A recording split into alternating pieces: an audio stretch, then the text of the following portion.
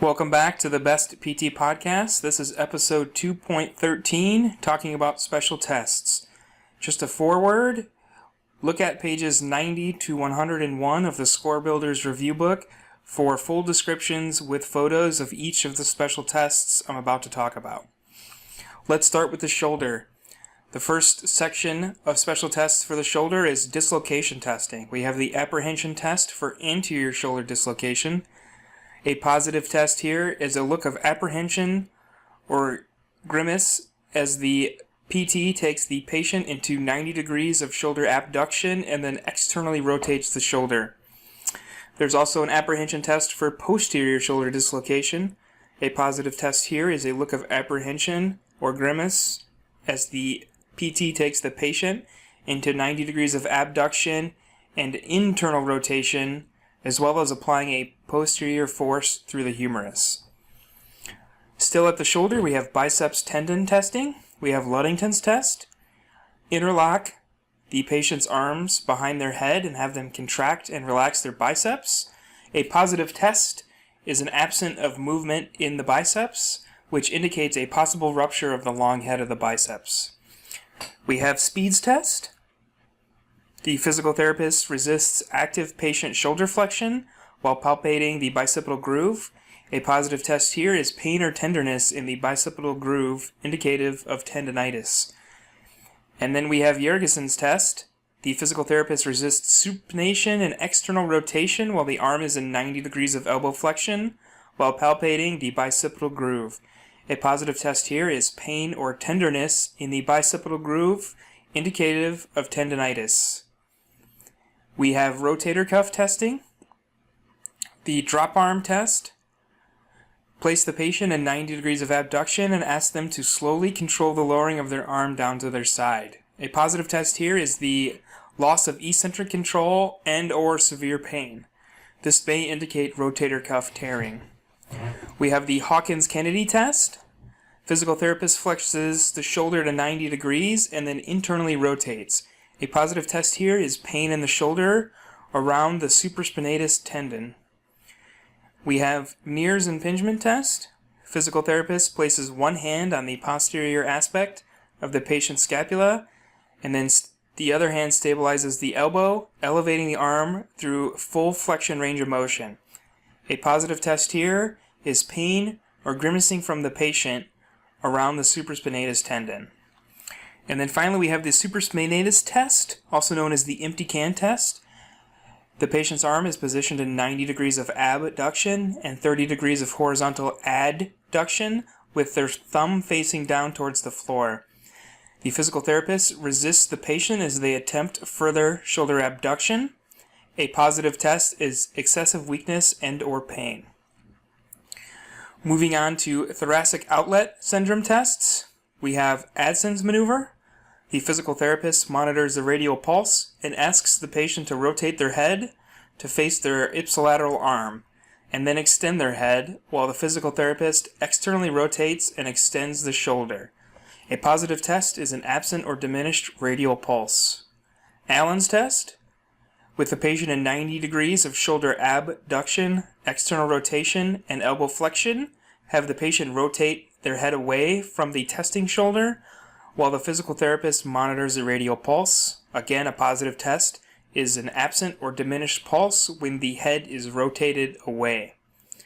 The costoclavicular test, also known as the military brace or Eden's test. The physical therapist monitors radial pulse while moving the test arm into shoulder extension with slight abduction. The patient extends their head and sticks their chest out in exaggerated military posture. A positive test is an absent or diminished radial pulse. It's believed that this is due to possible compression of the subclavian artery between the first rib and the clavicle. Ruse test. Have the patient position their arms in 90 degrees of abduction, external rotation, and elbow flexion. The patient then opens and closes their fists for 3 minutes. A positive test is arm weakness, sensory changes, or pain, as well as the inability to finish the test for a full 3 minutes. And finally, for thoracic outlet syndrome testing, we have Wright's test.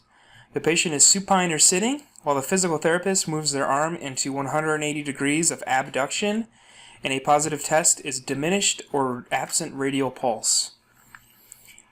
We have labral tear testing. So in supine, the physical therapist passively abducts and externally rotates the arm overhead and then applies an anterior force through the humerus. A positive test is a clunk or grind within the shoulder joint. And then the final set of tests for the shoulder, we have neurodynamic tension testing, also known as upper limb tension tests. We have 4 upper limb tension tests. Upper limb tension test 1 places a bias on the median and anterior interosseous nerves. Place the patient in the following sequence of movements: shoulder depression, into 110 degrees of abduction, into elbow extension, into forearm supination, wrist extension, and then finger extension. You can sensitize this test by then having the patient perform contralateral cervical side bending. Upper limb tension test 2 places a bias again on the median nerve, but this time on the musculocutaneous and axillary nerves. Move the patient through shoulder depression, 10 degrees of abduction, elbow extension, forearm supination, wrist extension, finger extension, and then add shoulder external rotation. And again, you can sensitize this test by having the patient perform contralateral cervical side bending. Upper limb tension test 3, a radial nerve bias. Move the patient through shoulder depression, 10 degrees of abduction, elbow extension, forearm pronation, wrist flexion with ulnar deviation, finger flexion, and then add shoulder internal rotation. You can sensitize this test in the same way as the others with contralateral cervical side bending. And the final neurodynamic tension test is upper limb tension test 4. This has an ulnar nerve bias. Move the patient from shoulder depression to 10 to 90 degrees of abduction, into elbow flexion, forearm supination, wrist extension with radial deviation, finger extension, and then add shoulder external rotation. And you can sensitize the test further by performing contralateral cervical side bending. Moving down to the elbow, we have ligamentous instability testing. We have the varus stress test with the elbow in 20 to 30 degrees of flexion. Apply a varus force to test the LCL. A positive test is increased laxity, apprehension, or pain as compared to the contralateral elbow. And the valgus stress test of the elbow. Elbow in 20 to 30 degrees of flexion again. Apply a valgus force to test the integrity of the MCL. Again, a positive test is increased laxity, apprehension, or pain as compared to the contralateral elbow. Epicondylitis testing, we have Cosen's test. Palpate the lateral epicondyle with the elbow in slight flexion. Ask the patient to make a fist, and then pronate, and then radial deviate, and then finally extend the wrist against your resistance. A positive test is pain at the lateral epicondyle or weakness with the resisted wrist extension. Mills test, palpate the lateral epicondyle, pronate the forearm, flex the wrist, and then extend the elbow against resistance. A positive test is pain at the lateral epicondyle. The lateral epicondylitis test, have the patient extend their middle finger against resistance while you stabilize their elbow with your other hand. A positive test is pain at the lateral epicondyle or weakness with third digit extension. And then finally, the medial epicondylitis test. Palpate the medial epicondyle and have the patient supinate forearm while extending their wrist and elbow. A positive test here is pain at the medial epicondyle. And then we have Tinel's sign for neurological impairment testing. So with the elbow in slight flexion, tap your index finger between the olecranon and the medial epicondyle. A positive test is tingling along the ulnar nerve sensory distribution, which indicates ulnar nerve compression. Moving down to the wrist and hand, we have ligamentous instability testing, ulnar collateral ligament test, gamekeeper or skier's thumb test. Have the physical therapist hold the patient's thumb in extension and apply a valgus force to the first MCP joint. A positive test is excessive valgus movement. Vascular insufficiency testing, the Allen test, have the patient open and close their hands several times while you occlude both their radial and ulnar arteries. Have the patient relax while you remove the occlusion. You're looking for a flushing of blood back into the hand. A positive test is delayed or lack of flushing in the radial or ulnar half of the hand, or both. Contracture testing, the Bonnell-Littler test, with the MCP joint in slight extension, move the finger at the PIP into flexion. If the PIP does not flex, that's a positive test, indicative of capsular tightness or tight intrinsic muscles. If the PIP does flex, but the MCP also flexes, that indicates muscle tightness. The retinacular ligament test, with the PIP held neutral, flex the DIP. A positive test occurs when the DIP cannot flex while the PIP is in neutral. This indicates retinacular ligament or capsular tightness. If the DIP can flex, but the PIP also flexes away from neutral, this indicates retinacular ligament tightness, not necessarily capsular tightness. Neurological impairment testing, Froment's sign, also known as the paper pull-away test. Have the patient pinch a sheet of paper between their thumb and index finger and attempt to pull it away. A positive test occurs if the patient flexes the distal phalanx of the thumb to maintain grip. This indicates adductor pollicis weakness or paralysis. And then Jean's sign, if the patient flexes their distal thumb phalanx and hyperextends the MCP joint. If both of these tests are positive, Froment's and Jean's, it indicates ulnar nerve compromise. Phelan's test, have the patient perform maximal wrist flexion for 60 seconds bilaterally. A positive test is tingling in the median nerve distribution, so the thumb, index finger, middle finger, and lateral half of the ring finger. And then Tennell's sign, tap directly over the median nerve through the carpal tunnel. At the wrist, a positive test is tingling in the median nerve distribution, thumb, index finger, middle finger, lateral half of ring finger. Other tests for the wrist and hand, Finkelstein's test, have the patient tuck their thumb under their other four fingers, make a fist, and then ulnarly deviate as much as they can. A positive test here is pain over abductor pollicis longus and or extensor pollicis brevis tendons, which indicates tenosynovitis, such as Decker-Vane's tenosynovitis. The grind test, apply compression and rotation through the MCP joint of the thumb.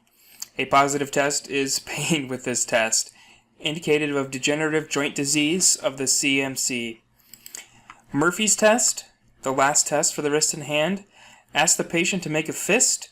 If their third MCP joint remains level with their second and fourth MCP joints, this indicates lunate dislocation. Moving on to the lower extremity, for the hip we have a bunch of contracture tests. The first is Eli's test. With the patient in prone, the physical therapist flexes the patient's knee towards their glutes. A positive test is pain or a feeling of tightness in the anterior thigh or simultaneous hip flexion, which indicates rectus femoris tightness or contracture. Ober's test, with the patient in side lying, the lower leg flexed at the hip and knee, the therapist moves the top test leg into hip extension and abduction, and then attempts to lower into adduction. A positive test is the inability of the test leg to adduct and reach the table, which indicates TFL contracture or tightness. The piriformis test, with the patient in side lying, test leg in abduction and 60 degrees of flexion. The physical therapist stabilizes the pelvis and applies an adduction force through the knee. A positive test here is pain or tightness in the deep gluteal region, which indicates piriformis tightness and or sciatic compression. The Thomas test, the patient brings one knee towards their chest while in supine. A positive test is when the contralateral hip flexes, which indicates hip flexion contracture or low back pain. The tripod sign, with the patient sitting with knees flexed to 90 degrees hanging over the edge of a table. Passively extend the patient's knee. A positive test is when the patient feels tightness in the hamstrings and or involuntarily extends their trunk. And the final contracture test is the 90-90 straight leg raise. With the patient in supine, have them flex their hip to 90 degrees and then attempt to fully extend their knee. You're going to measure this with a goniometer, and a positive test is when the knee remains in greater than or equal to 20 degrees of flexion, which indicates hamstring tightness. Moving on to 2 pediatric tests of the hip. The first is Barlow's test, with the patient in supine with their hips flexed to 90 degrees with knee flexion. Test each hip individually by stabilizing the pelvis and femur with one hand, and with your other hand, move the leg into adduction with a cephalic force posterior to the greater trochanter. A positive test here is a click or clunk, indicating that a hip dislocation has reduced. The other pediatric test of the hip is Ortolani's test, with the patient in supine, hips flexed to 90 degrees with knee flexion. Grasp the patient's thighs with your thumbs on the medial aspect of the thigh and your fingers lateral, and apply an abduction force towards the greater trochanters. Again, a positive test here is a click or clunk, indicating that a hip dislocation has reduced. And a few other tests of the hip. Craig's test is used to measure hip anteversion or retroversion. With the patient prone, with their knee flexed to 90 degrees, palpate the posterior aspect of the greater trochanter, and then medially and laterally rotate the hip until the greater trochanter is parallel to the table. Finally, measure this angle with a goniometer. A normal measurement is 8 to 15 degrees of anteversion for an adult. The Faber test, with the patient supine with the test leg flexed, abducted, and externally rotated, sitting on top of the contralateral leg, attempt to push the test leg into further abduction. A positive test is when the test leg cannot abduct below the contralateral leg, which indicates issues with the iliopsoas, the SI joint, and or the hip joint. The Scour test, with the patient supine, the physical therapist takes the hip into flexion, adduction, maximal knee flexion, and then compresses the femur into the acetabulum, moving in all of these range of motions. A positive test is grinding, catching, or crepitus in the hip. And the final test for the hip is the Trendelenburg test. Have the patient stand on one leg for 10 seconds. A positive test is when you see a pelvic drop on the contralateral leg, which indicates glute medius weakness on the ipsilateral leg. Moving down to the knee, ligamentous instability testing. We have the anterior drawer test. With the patient supine and their knees flexed to 90 degrees, sit on their forefoot and then apply an anterior force with your thumbs through the tibial plateau. A positive test is excessive anterior translation of the tibia on the femur. Lachman's test, with the patient supine, with their knees flexed 20 to 30 degrees, stabilize the distal femur and then apply an anterior force through the tibia. Again, a positive test here is excessive anterior translation of the tibia on the femur. Both anterior drawer and Lachman's are ACL tests. The lateral pivot shift test, with the patient supine with hips flexed and abducted 30 degrees, move one hand over the lateral proximal tibia and then medially rotate with a valgus force to the knee while simultaneously flexing the knee. A positive test here is a palpable shift or clunk between 20 to 40 degrees of knee flexion, which indicates anterolateral rotary instability. The posterior drawer test, with the patient supine and knees flexed to 90 degrees, sit on the forefoot and apply a posterior force through the proximal tibia with your thumbs. A positive test is excessive posterior translation of the tibia on the femur, indicative of PCL damage. And then the posterior sag sign, with the patient laying supine, knees flexed to 90 degrees and hips flexed to 45 degrees. A positive test is observable posterior sagging of the tibia on the femur, which indicates PCL damage. Slocum's test is performed supine, patient's knees flexed to 90 degrees and hips flexed to 45 degrees. The PT rotates the patient's foot 30 degrees medial to test for anterior lateral instability. The PT then sits on the forefoot and applies an anterior force through the tibial plateau. A positive test is when the tibia moves primarily on the lateral side, which indicates anterior lateral instability. Slocum's test can also be performed by rotating the foot 15 degrees lateral and then repeating the test in the same way, sitting on the forefoot and applying an anterior force to the tibial plateau. A positive test is the tibia moving primarily anterior on the medial aspect as opposed to the lateral aspect. The valgus stress test of the knee, perform supine with knee flexed 20 to 30 degrees. Place your hand on the medial ankle and the other hand on the lateral knee and apply a valgus force through the knee joint with the distal hand. A positive test is excessive valgus movement indicative of MCL damage. This can also be performed with the knee in full extension. A positive test indicates MCL, PCL, posterior oblique, or posterior medial capsule damage. The varus stress test of the knee, performed with the patient in supine with knees flexed 20 to 30 degrees. The physical therapist places their hand on the lateral ankle and medial knee and then applies a varus force to the knee joint with their distal hand. A positive test is excessive varus movement, which indicates LCL damage. Again, this test can be performed with the knee in full extension, and a positive test with the knee in full extension can indicate LCL, PCL, arcuate complex, or posterior lateral capsule damage. Meniscus testing of the knee, Apley's compression test, with the patient prone and their knee flexed to 90 degrees, stabilize the femur, and then apply a compressive rotary force through the heel. A positive test is pain and/or clicking, indicating meniscus damage. The bounce test, with the patient in supine, hold their heel and then maximally flex and extend their knee. A positive test is an incomplete extension or rubbery end feel, indicating meniscus damage. McMurray's test, with the patient in supine, the physical therapist grabs the distal leg with one hand and then palpates the knee joint line with the other hand. Then fully flex the patient's knee and immediately rotate the tibia, following with knee extension. Repeat the test, except with lateral tibial rotation again. A positive test here is a click or crepitus over the joint line. Indicates posterior meniscus damage.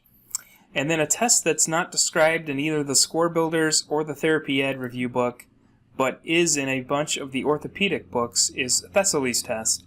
So, with the patient standing on one foot, provide balance to the patient through your hands for support.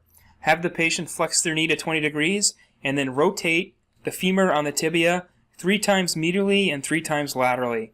A positive test here is knee joint line pain and/or locking and catching at the knee, which can indicate possible meniscus damage.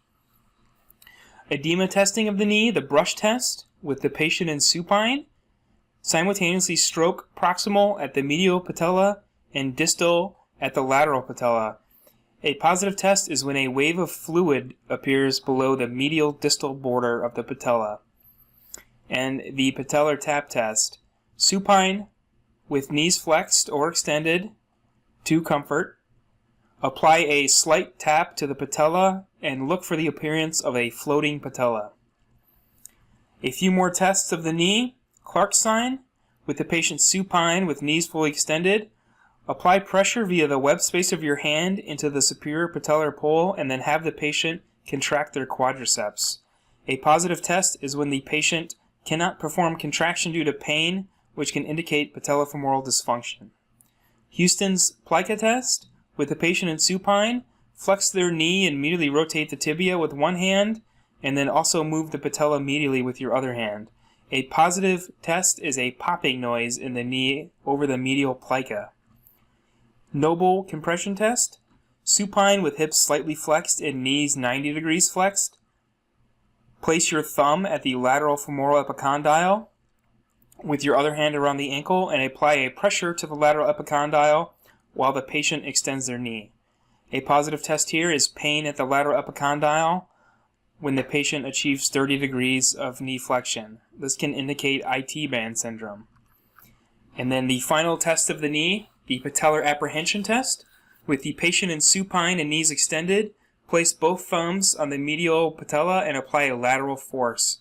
A positive test here is apprehension and/or quadriceps contraction to avoid lateral translation of the patella, which can indicate patellar dislocation.